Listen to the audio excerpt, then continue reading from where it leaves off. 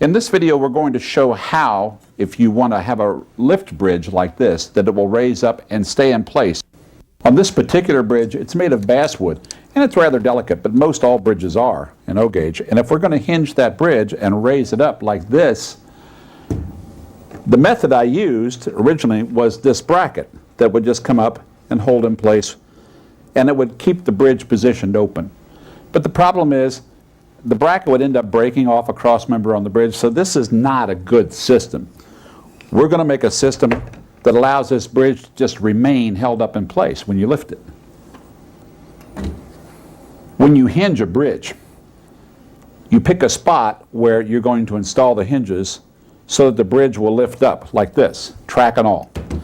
What's most important to remember is this center post right here on the hinge must be above the top of the railhead, because if it isn't, you'll bind the track up. But you can see with this above the railhead height, as we lift it, the track lifts away from the other piece. Make your bridge come down and fit into a socket somewhere without track, before you even put track on, so that the bridge always goes into the very same place when it's down. In this case, what I did was cut slots into the tabletop so that every time the bridge is lowered, these two pieces of the bridge always fit the same place. The bridge can't go this way and it can't go this way, so that guarantees you that the bridge is going to go down to the same spot every time. Only then do you put the track on and have the track attached to the bridge and to the tabletop so that there's very little gap.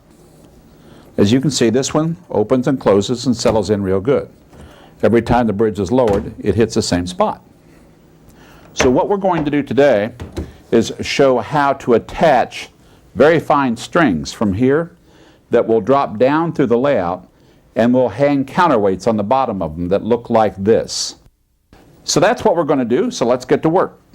These threads need to come from this point on the bridge down through holes here in the table. So we want to locate those holes parallel to the bridge, right in here and right back there.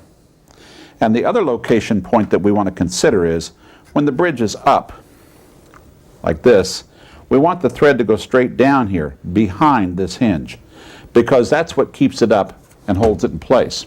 So we'll put a straight edge on here and measure back, let's say maybe 4 inches beyond the bridge, and we'll drill one hole right about here. And here is 4 inches beyond the hinge. Another one we'll mark here. There. So we'll drill those holes.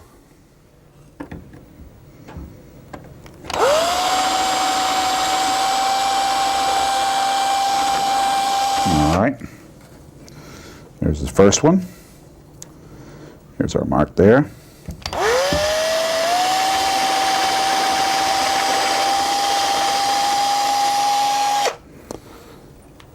The drill I'm using for this is a flat spade bit. This is a 1/4 inch bit.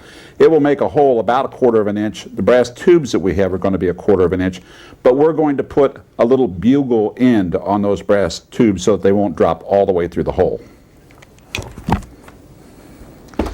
Here's the products we're going to use on this job. A lot of this you can find in a hobby shop near you. This whole array here is a cyanoacrylate glue. That comes in thick, medium, and thin, and it also comes in a debonder in case you get any on your fingers. Cyanoacrylate glue is the same thing as super glue, except that it doesn't set up until you spray it with this fixer bottle. So you can put the glue on, then spray it, and it will set the moment the spray hits it. So we'll use that to attach the thread to the bridge, which you'll see later. The other product we need is brass tubing. I got this K&S Engineering brass tubing at a hobby shop. This is an 1/8 inch diameter. It doesn't have to be an 1/8 inch diameter. It could be a little bit bigger. I just got an 1/8 because an 1/8 seems to work all right. And if you have it, this is a tube cutter. And a tube cutter will let you make a nice clean cut on the tube. If you don't have a tube cutter, you can use a hacksaw, but you have to smooth every cut that you make so that it won't cut the thread as it passes through that tube. What we need to do is cut off a piece of this tubing that will get us through the thickness of the train table smoothly so that the string can go down through there and not get caught. So I've measured off, about 2.5 inches, let's say, and we'll set this up and cut it. There we go. So you just go around like this, or twirl the tube in this case, and go in another turn and twirl it. Go in again. Just keep doing that till you work your way through the tube. There.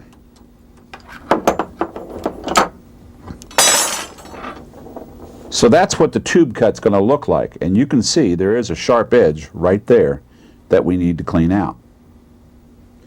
To do that, I'm going to use a countersink tool that you can get in the hardware store and a drill. We'll mount that into the drill.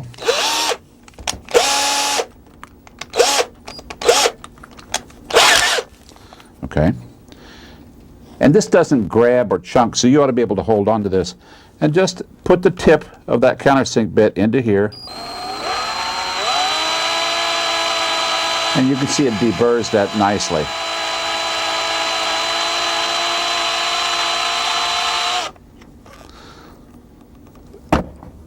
Once that's done, the tip should look like that.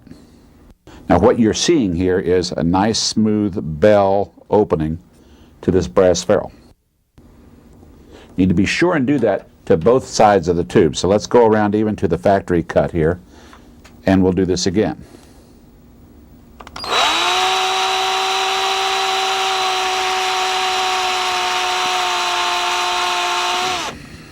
There.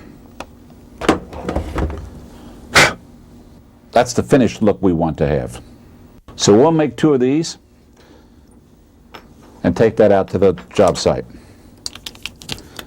Now the bridge is going to be held by some black thread that, as I'll show you later, this is a button thread, a very heavy button thread. The bridge I'm trying to suspend with this is very lightweight, so this should be plenty. But if you have a heavier bridge, consider this a fly fishing line. I got this at Walmart, and this is a 20-pound pull, so it's hardly visible. It won't show up on your layout much at all, but it'll hold up 40 pounds on 2 threads. That'll be more than you'll need. Well, all right, we've got our pieces. Let's gather up our materials, and we'll go into the layout and install it on this bridge. Here's our brass tubes. As you can see, what we have done is we have ferruled out the tips, so there's a little bit of a bugle end there. We'll put the first tube right here in this hole. As you can see, he fits smoothly into the 1/4 inch hole, and the bugle end keeps it from dropping through. Here's our brass ferrule, and it goes in the hole like this, but we're going to add a drop of CA glue just so it doesn't go anywhere else, and it'll stay right there. There we go. So the first thing we need to do is pick a spot on the bridge, and it may be that the bridge you have weighs a great deal and doesn't look like this one. All you need to do is pick some point at the end of the bridge where you can tie this or maybe drill a hole and spot it on. But on this bridge, I see it's going to be very easy to tie it around this brace so that it holds on to it here. So we'll tie that, put it in place, put a drop of CA glue on it to keep it from moving around, and then we'll drop it down through here. So the first thing let's do is get our tie on there. And when you're doing this, don't worry about whether or not it looks very clean, because we'll trim the knot and everything later. And ultimately we'll move that around to the outside like that and let it pass down through there. Just like that.